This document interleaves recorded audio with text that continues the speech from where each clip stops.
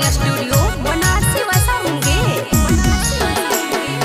काल बार गइलू दिल्ली शहरिया पिया कॉल करता, वीडियो कॉल करता, जल्दी धर ला रेल गाड़िया पिया मान करता, जल्दी धर ला रेल गाड़िया पिया मान करता।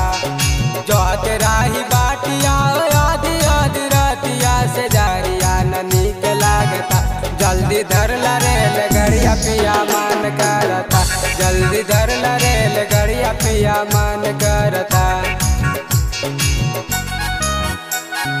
Mix by Rakesh Lal Yadav.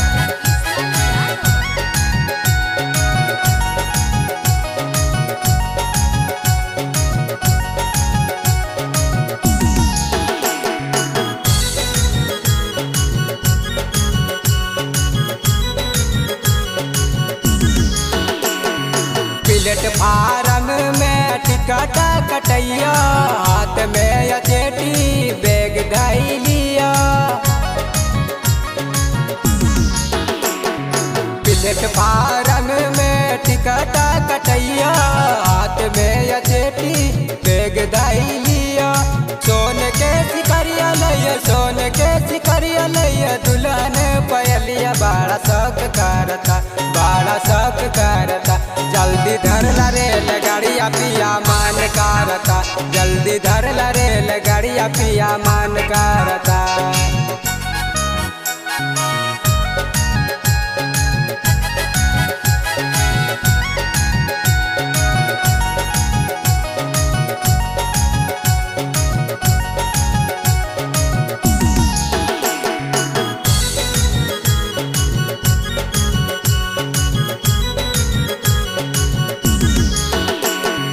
राजा राम रासिया सुंदर देवरवा, आवे न सैया बारा से घरवा।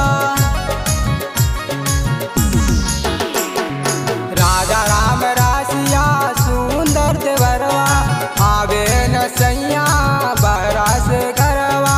नाक के न दुनिया देल, नाक के न दुनिया देल, सारे पैरवा हो सजरिया सोबता, हाँ सजरिया सोबता। जल्दी धर ला रेल गाड़िया पिया मान करता, जल्दी धर ला रेल गाड़िया पिया मान करता। Rakesh digital recording studio Banarasi वैसा मुंगेर, बनारसी वैसा मुंगेर।